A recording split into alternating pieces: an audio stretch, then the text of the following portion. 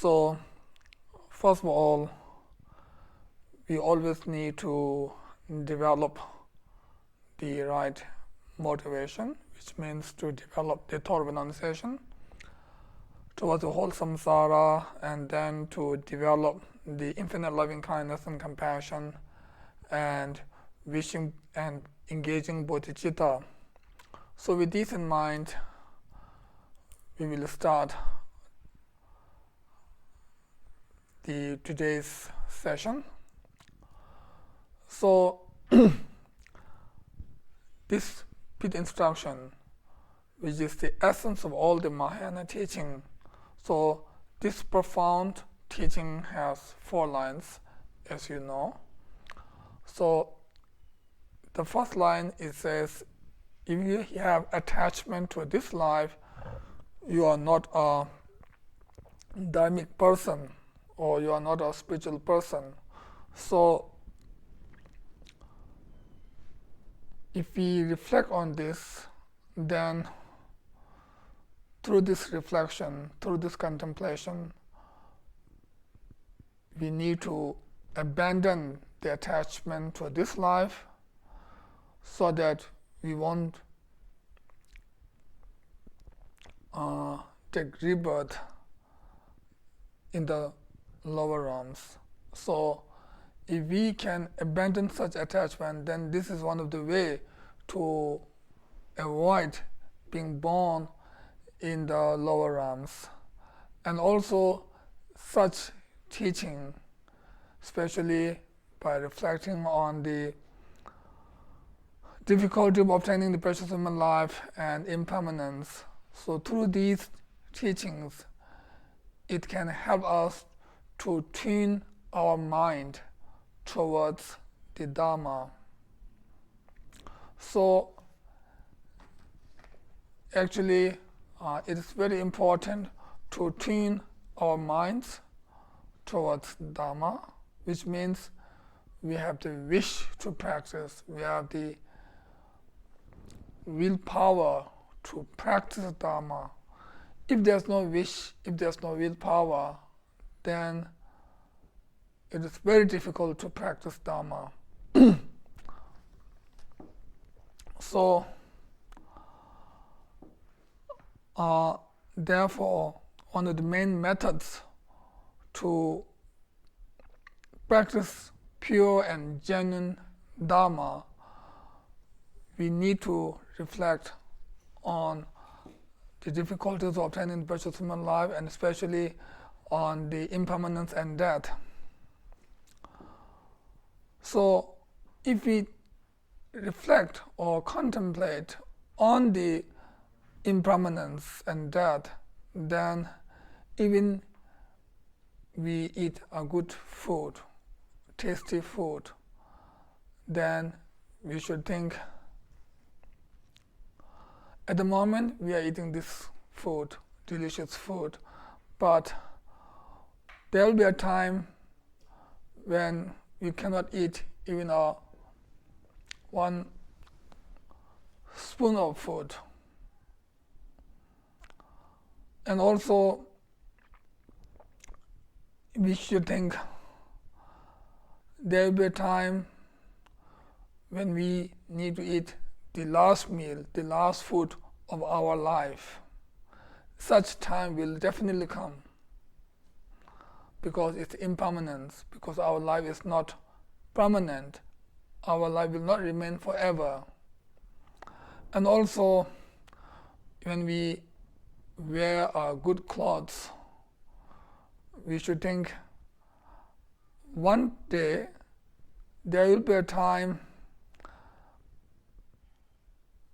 when we become a dead body, and there will be a time our clothes will be covered on our body.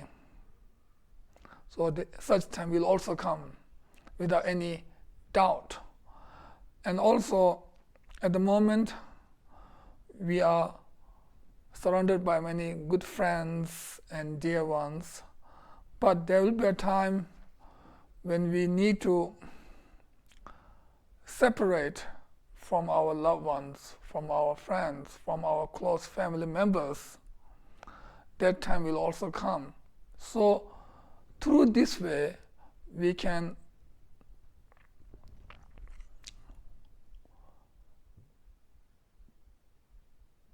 strengthen our understanding on the impermanence, and death. So through such contemplation, through such deep understanding, we can tune our mind towards Dharma. We can have more willpower towards practicing the precious and profound Buddha Dharma. So if we can really develop the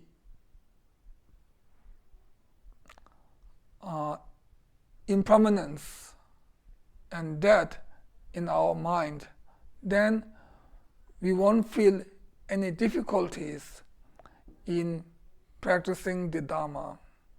And if we develop genuine great compassion, then there's no difficulty in doing actions towards others or doing action for others. And if we understand the selflessness, and if we practice this selflessness, then there's no difficulty in abandoning the afflictive emotion from our mental continuum. So these are very, very important to understand, especially at this time. We really need to know and have a deep understanding on the impermanence. So impermanence is very important to know, and if we have such understanding, then at the time of death, the best protector, the best guide, the best refuge or the helper is our own virtuous deeds, our own positive actions, our own Dharma practice. For example, it is important for a sick person to have good treatment. It is important to have wealth or to have some food and drinks or money for the poor person or to the beggars. And it is important to have money and to have vehicles or any other means to travel to another destination. So these things are important for such and such purpose. Similarly, we as a Buddhist, we as a follower of Buddhists, we need to focus or emphasize on the importance of impermanence and death, and through this we can really do a genuine Dharma practice, which is not just at a superficial level. Doing superficial activities looks good, looks nice, looks positive, but in reality, such superficial Dharma practice or activities will not yield a good result, will not lead us to gain liberation or enlightenment state for the sake of all the sentient beings. So what we need is a genuine practice. We need a practice that is genuine in reality, that is proper in reality, that is authentic in reality, that is something that we need to do, we need to practice. So having this kind of willpower or wish to practice Dharma, then we go to the next line, or the second line of the teaching, which says, if you have attachment to the samsara, then you don't have the thought of renunciation. Or if we have attachment to this samsara, then we don't have the thought of renunciation. So, Gyaltsen, in his teaching on departing from the four attachments, says, if we need to accomplish the nirvana, then we need to abandon the attachment towards the three realms or towards the samsara. And in order to abandon the attachment towards the samsara, we need to remember the faults of the samsara. So there are three kinds of sufferings. First is the suffering of suffering, which means, or which refers to the sufferings of the three lower realms. And if we really think of these sufferings, then we cannot bear. It is unbearable suffering. And at the moment, we don't do any virtues. And if we always plant the seed of being born in the lower realms, then such person is a object of mercy, object of compassion. So it's pity to have such person. And second suffering is called the suffering of change. So change means like those who are going from higher realms to lower realms. And also, for example, like rich person becomes poor, powerful person becomes weak, strong person becomes very weak person, etc. So there are many different kinds of suffering of change. And then suffering of conditional nature of all the phenomena. It's like there's no end in our action. And also, Gyaltsen said, we always prepare for our future, for next day or for next week or next month, etc. There's no end for us to do the preparations.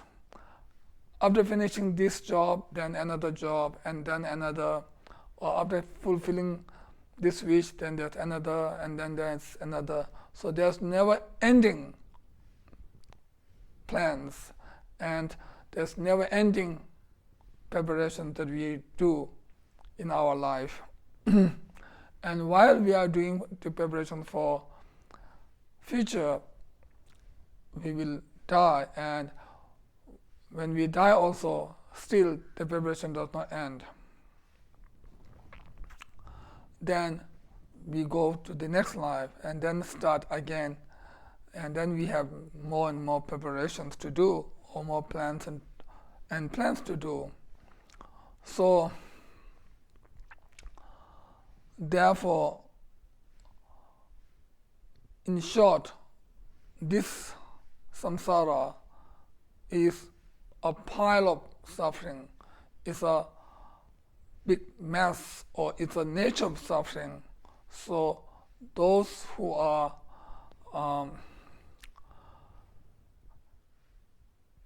having strong attachment towards the samsara are object of mercy, object of compassion. It's pity to have such person with such attachments or thoughts. Actually, if we think of ourselves carefully, then we ourselves is object of compassion. We ourselves is object of mercy, because we are in this samsara and we have done many negative actions, and as a result of this, of course, we will have different kinds of sufferings. We will experience different kinds of sufferings. So it is important not only to look the sufferings of others, but also it is very, very important to look of our own sufferings, and also to look on the cause of our own sufferings. Our own sufferings are not caused by others, or our sufferings are not given by others without any cause and conditions. Every suffering, every result has its own cause and conditions. So our suffering also has its own cause and conditions, and the cause of our own suffering is our own action. Nobody can force us to experience suffering without doing any negative action by ourselves. So therefore, it is important to know that we also have sufferings. It is important to know the suffering as it is.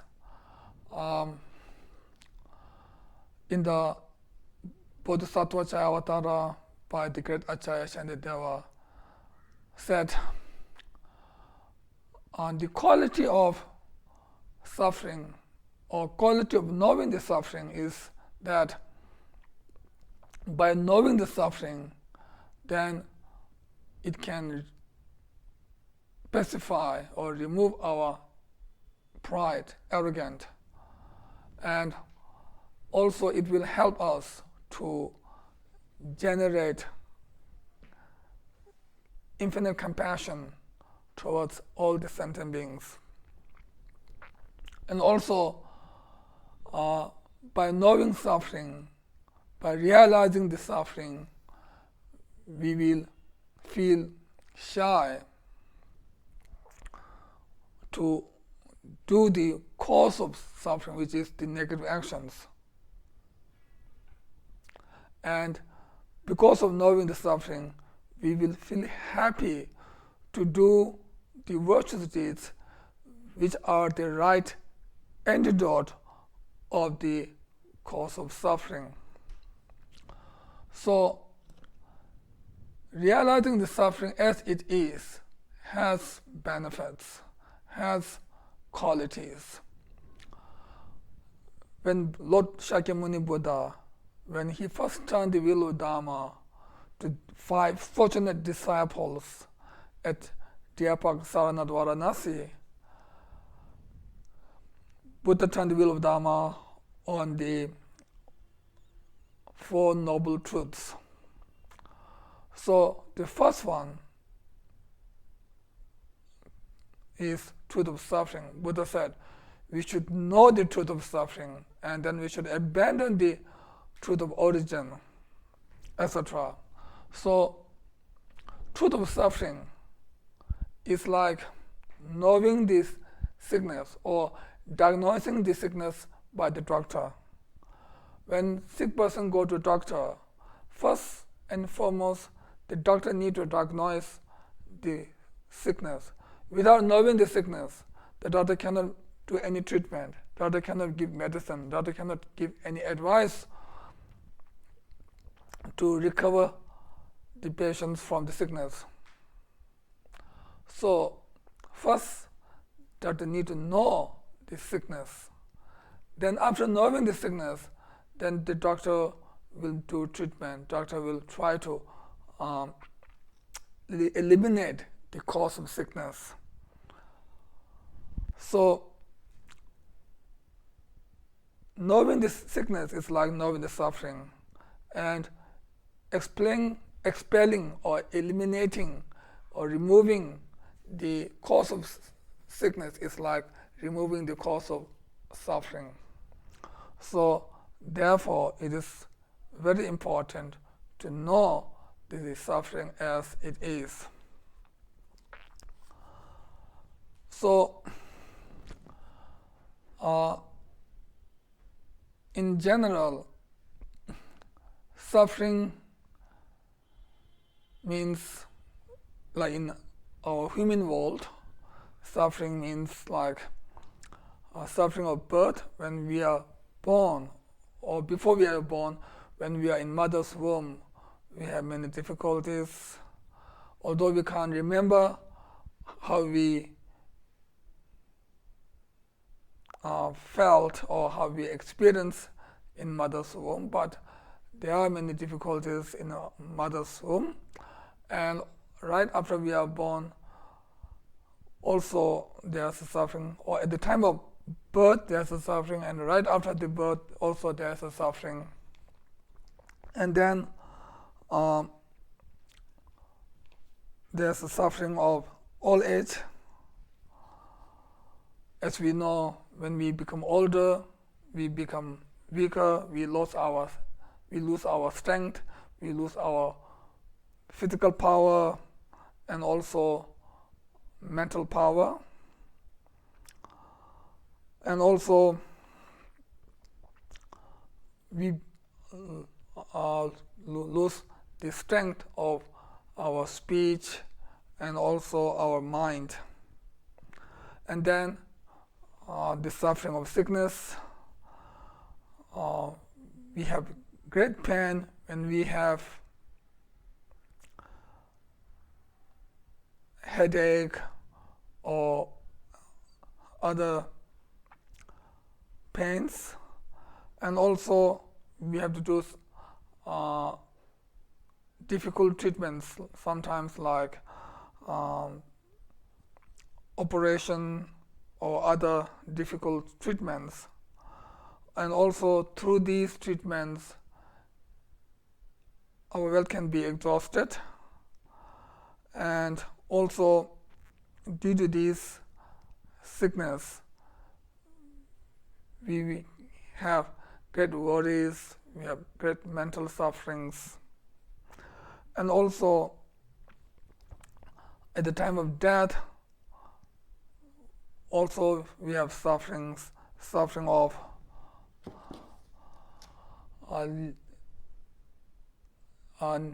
leaving behind all our dear ones or close family members and friends, and also our wealth, power, fame, everything we earned in our life need to leave behind at the time of death. Nobody can carry or can bring any fame or power or wealth or followers to next life. When we go to next life, only ourselves goes there, go to an unknown destination.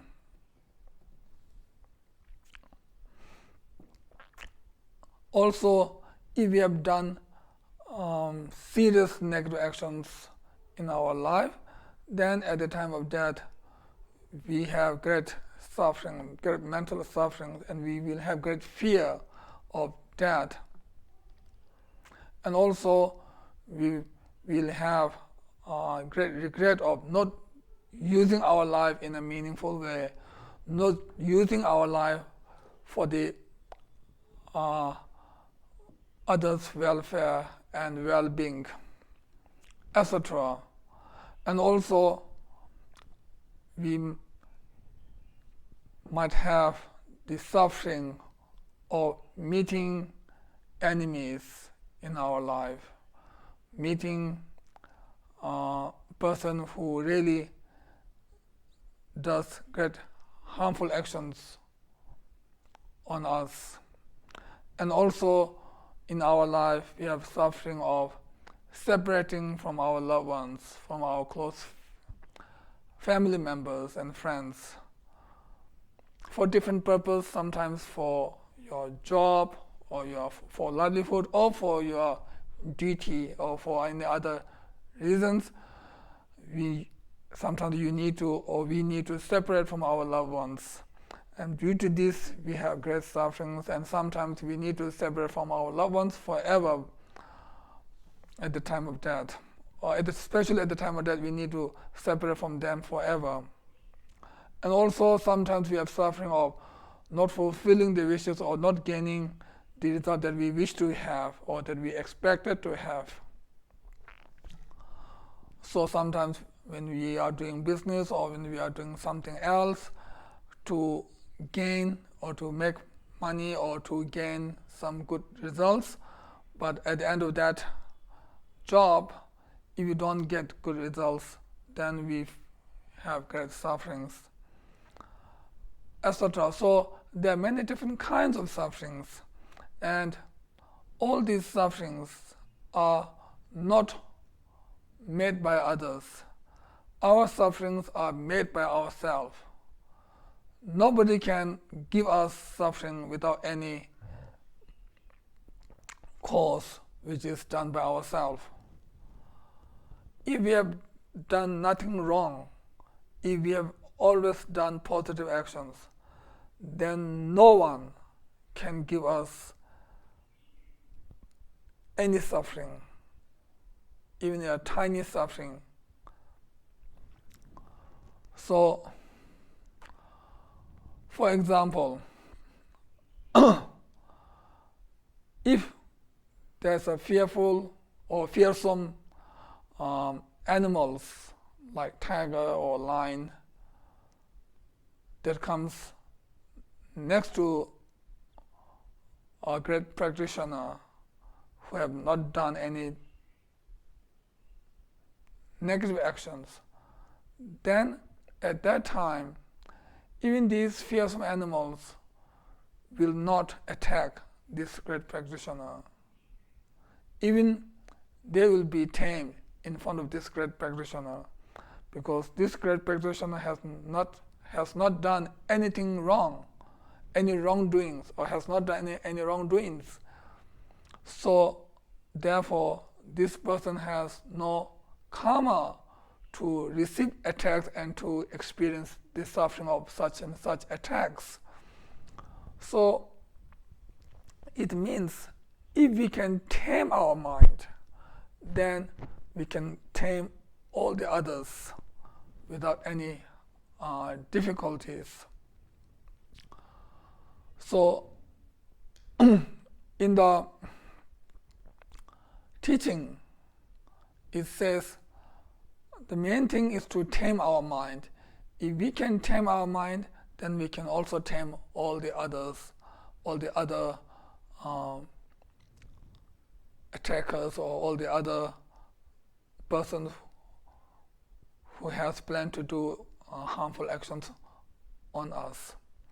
So therefore it is very important to know the main thing is to tame our mind and to make ourselves a better person. Then no one can give us any kinds of suffering. So sufferings are caused by ourselves, not by others. And to talk more about the sufferings, first I will say roughly, or I will say in short about the sufferings of 6 lower realms.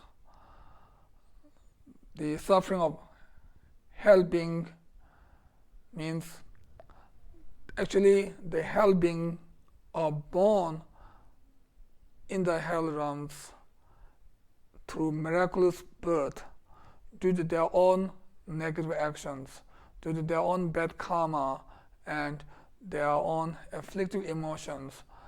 They are born through miraculous birth in a lower realm, in a hell realm.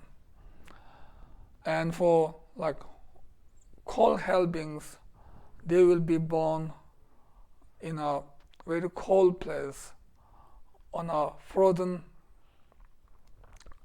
ice ground, and their body will be in a big size, and they don't have anything, any cloth to make it warm, to make their body warm. They don't have any clothes to wear. Even they don't have a single patch to put on their body to make it warm. And also, such place is pitch black, very dark, no light at all, no sunshine or no moon or no light at all. And they are surrounded by snowy mountains, and from sky there's snow falling down or blizzards. So because of such coldness, they will have lots of blisters on their body due to the coldness. And then there are other hells which are colder than that, like after that then there is a bursting blister hells, which means due to coldness, which is like 20 times more than the first one. Because of that, the blisters also burst, and due to this, the blood, etc., comes out, and they feel great suffering of cold, etc. So there are 8 different kinds of cold hells. So second is much colder than first, third is much colder than second. So like this, there are 8 cold hells. So the coldest hell is the 8th one. And they have to be there for so long period of time. Even we cannot count easily. It is something that is beyond our own imagination. So they have to stay there for so long period of time. And why they are born there is because of their own actions, because of their own karma, bad karma. And then there's a hot hells. The way they are born is same as the previous one. They are born through miraculous birth, and their body is very big, or they have a huge size of body, and their body is very sensitive. In the cold hell also their body is sensitive, and here also their body is very sensitive. Their body is like an infant's body, very soft and gentle and very sensitive. And they have big size of body, and they are born on the burning iron ground, and there's a burning iron mountain surrounding them, and also the fellow hell beings, they will fight with fellow hell beings or like that, and they get injured and they get killed. But then from the sky they hear the sound of revival, and due to this they get revived, and then again they are killed in the same way through same kind of suffering, etc. So hot hell also has 8 different kinds of sufferings. So the hottest one is the 8th one. Actually, the suffering of hot hells is much greater than the cold hells. And the duration of such suffering is also unimaginable. It's much longer than the duration of cold hells. Then there's like neighboring hells and semi-hells. Like in neighboring hells, there's a shower of weapons from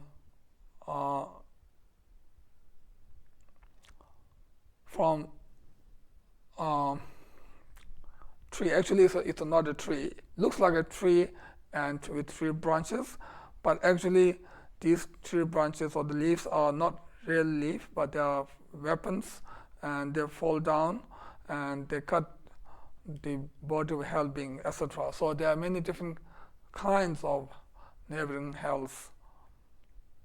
And then there are semi-hells, like the hell being need to eat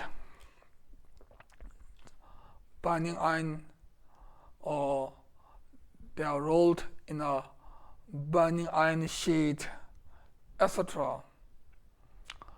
So in short, there are 4 categories of hell beings: cold, hot, neighboring, and semi-hells.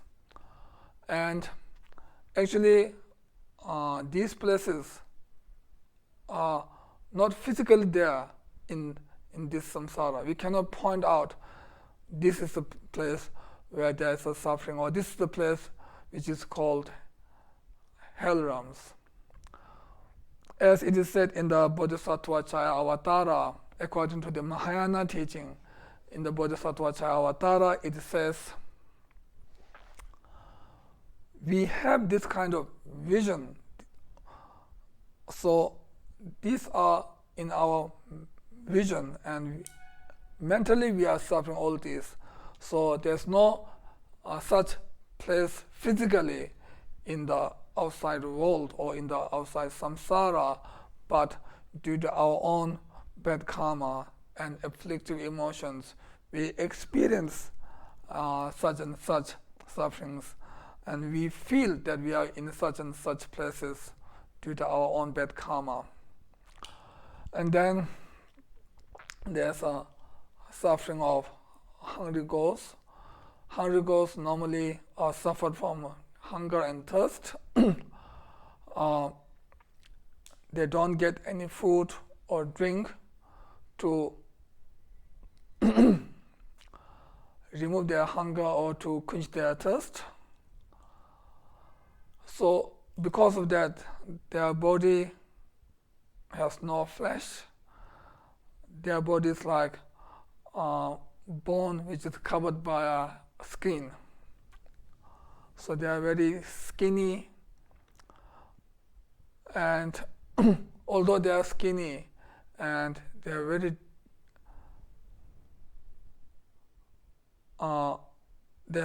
kind of big size of bone, I think, so they have great difficulties in moving. So when they move, the bones are rubbing to each other, and they have excruciating pains due to this. So they don't wish to move, but because of suffering of hunger and thirst, they need to move without any choice. So when they move with great difficulties, then they feel great pain. But after bearing all these pains, still they won't get food or drinks. And then there are different kinds of hungry ghosts. Then for some, even though they get some food, but not a good food, like pus, blood, or vomit, like that, even that they dare not eat first because of their stinginess. They try to keep, but then at the same time, these food can be snatched by others, and even they eat, their mouth is very narrow, it's very tiny. It's like a eye of the needle, it's a very tiny mouth. And when they eat, it's very difficult because their mouth is so tiny. So with great difficulties, they can eat, or food can enter into the mouth. And when it gets into the mouth is big, and even they can swallow, but their neck is also very tiny, so it's difficult to swallow. Even they want to swallow, it's not that easy to swallow. And once it reaches the stomach is very big, so instead of filling their stomach, or instead of removing their hunger, it becomes like an appetizer. It creates more suffering of hunger and thirst. So there are this kind of sufferings.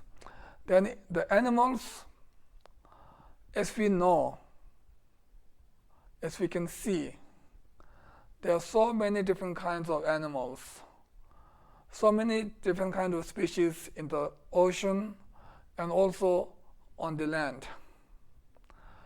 And they are suffering of eating each other, killing each other, and also human beings, they torture, or we human beings torture the animals for many different purposes, for food, for clothes, and for other purposes.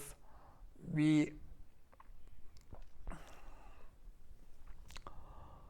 make them suffer. We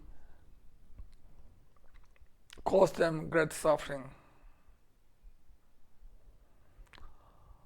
And then, like human beings, as I said before, generally we have suffering of birth, old age, sickness, and death, and others.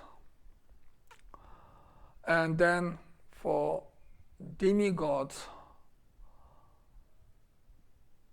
actually it says that there's a tree, and on the tree there's jewels, and the tree was born in the demigod realms, but the upper part of the tree where there's jewels are in the god's realms.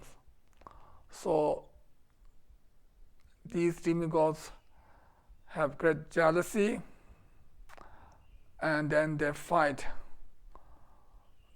against the gods. Or in other words, all the male demigods, they are fighting against the gods, but gods are stronger, gods are more powerful, so they get defeated by the gods. They get injured, they get killed in the battlefield, and all the female ones, they have a omni leg. In that leg, they can see their male ones losing the battle or experiencing great suffering in the battlefield. And because of such seeing, they have great mental suffering.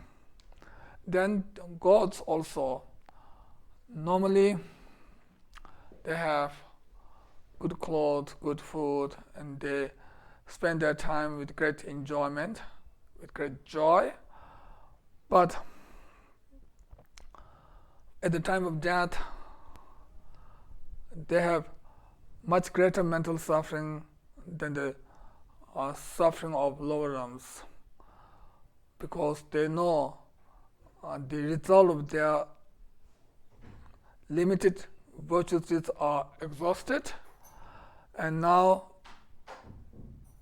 as a result of this exhaustion, they are going to take rebirth in the lower realms.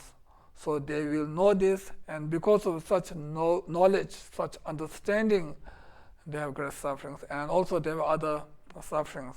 So this is a rough or short explanation on the sufferings of the 6 realms. And also, I also explained about the suffering of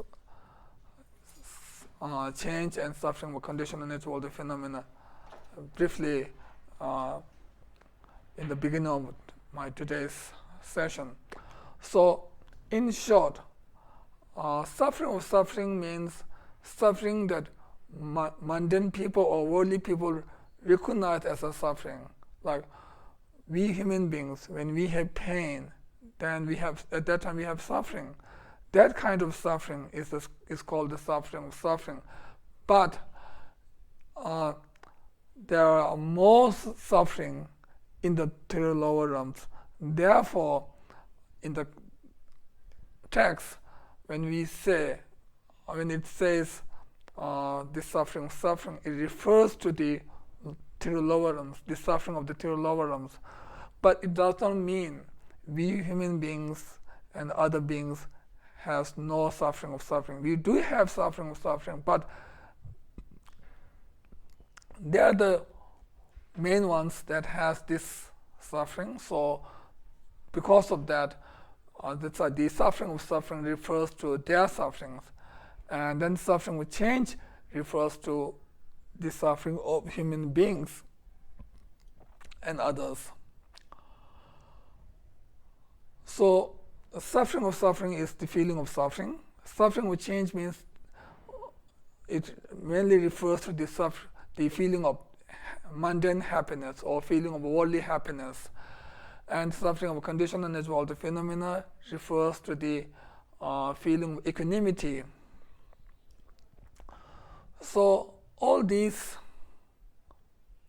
feelings are suffering in one way or another.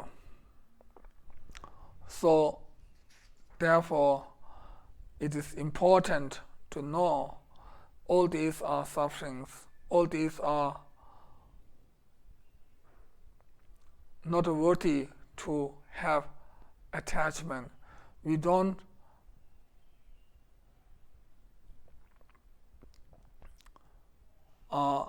focus on these because these are suffering by nature.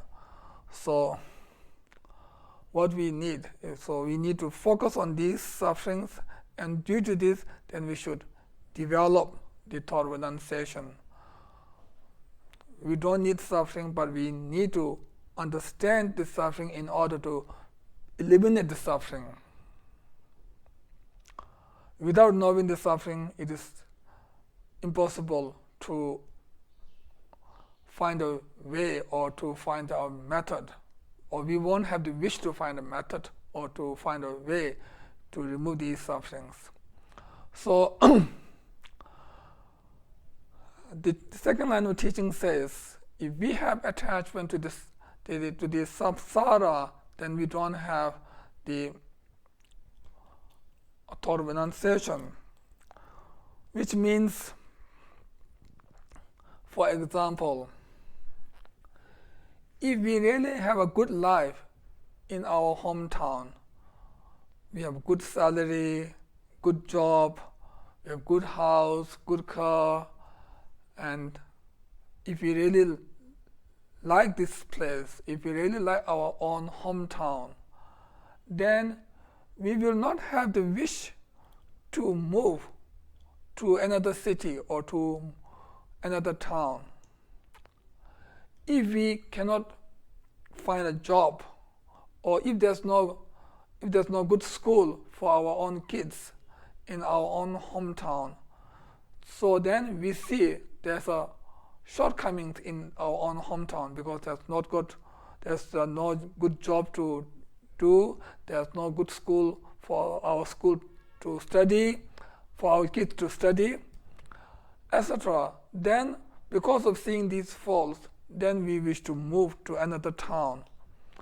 If we don't see any faults in our own hometown, if everything is good, then we won't move. So when there's a fault in our own place, in our own hometown, like not having a good job, not getting a good job, etc., then, or not having a good environment, etc., then we wish to have a thought, or we will have the wish to move towards another town. So similarly, if to gain liberation, we need to move from this present samsara. Without moving from this present samsara, it is impossible to gain liberation from the samsara. So gaining liberation, or to gain liberation, it is like moving from samsara to another town or another place. Moving from town to another town, or like that. So we need to move from this samsara to the city of liberation. So to do this, first we need to know the faults of this samsara, which is suffering. So then we should know how to get there, how to gain liberation. So the way to gain liberation is through our practice, through our virtuous deeds, through our good deeds. For example, when we wish to move to another town, first we should have the wish to move. Without having the wish to move, we won't move there. So first we have the wish, we need to have the wish. Then based on this wish, then we will prepare to move. Without preparing to move, just having the wish, we won't reach the other town. Just having the wish to go there, we won't reach there. To reach there, we need to prepare. We need to do lots of preparations, and we need to move on the path or on the way towards that destination or towards that town or city. So similarly, just having the wish to gain liberation is not enough.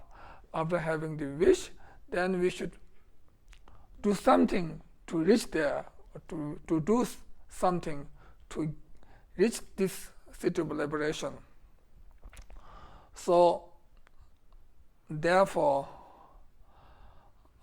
it is important to have this thought renunciation, because Lord Buddha has given enormous amount of teachings to suit the different mentalities of the followers.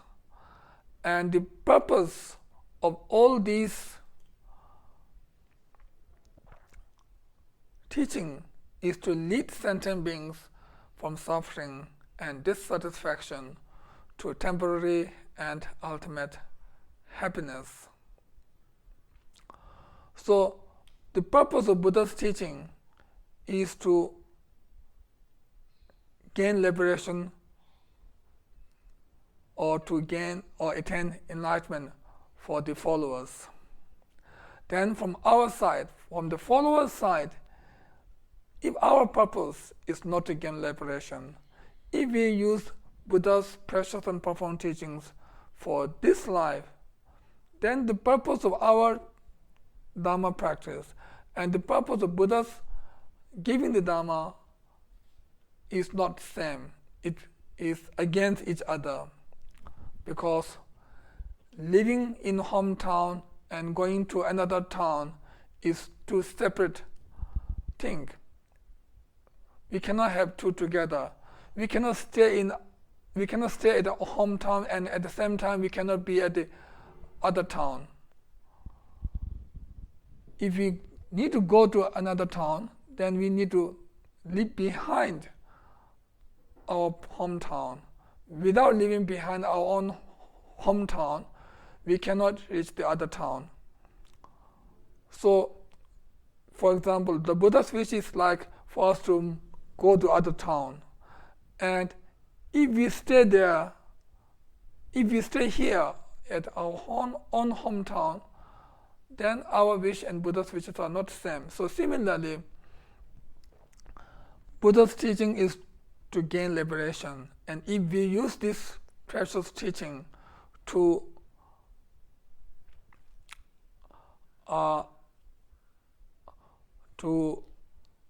gain worldly results in this life, then it is not right. We can say the precious Dharma is too good to use for this life or just for this life. If we need to gain some worldly results in this life, then we should find worldly ways to get this and that results.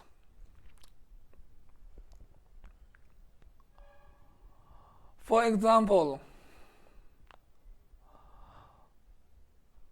if we need to go or if we need to travel for 25 miles or 25 kilometers, then for that traveling, if we try to use aeroplane, then it is not right.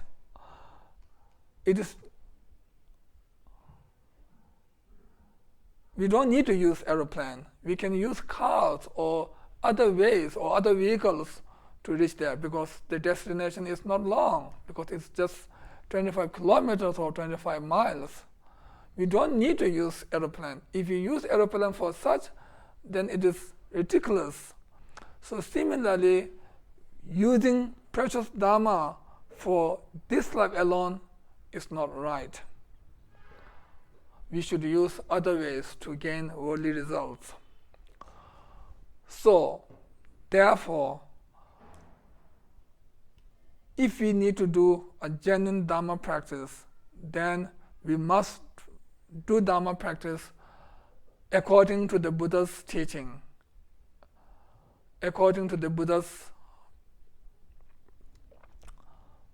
teaching purpose, which means we need to renounce the whole samsara and we need to gain liberation. So we need to have the thought of renunciation or sincere wish to gain liberation from the whole samsara. And gaining liberation means when our mind is free from afflictive emotions, then that time, that moment is called the gaining of liberation from the samsara. So liberation is not something that we can gain physically. It is something that we can gain or we should gain mentally.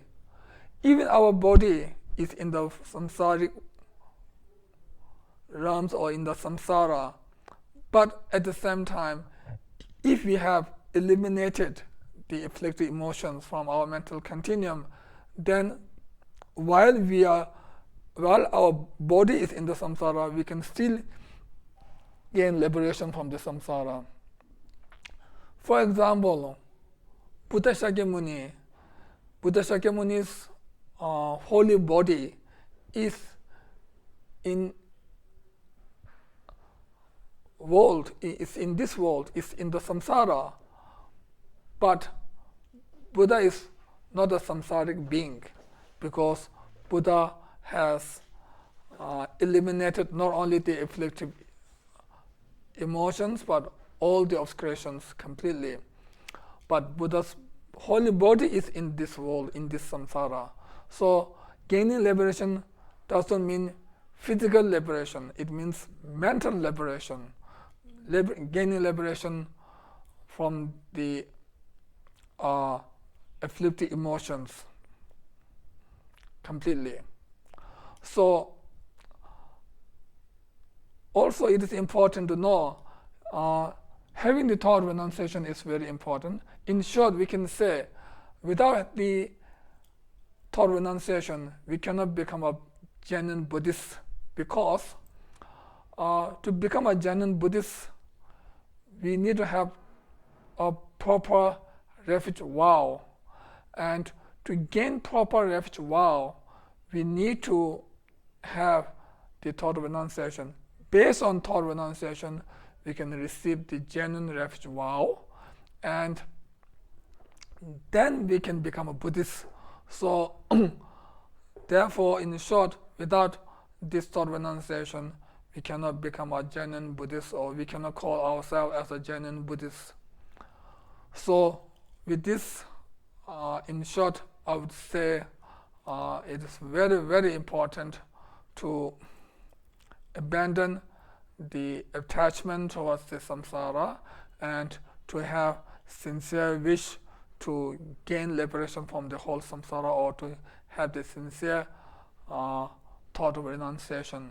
So with this, I will conclude my today's teaching, and then at the end, we should always dedicate all our merits to attain Buddha for the sake of all the sentient beings.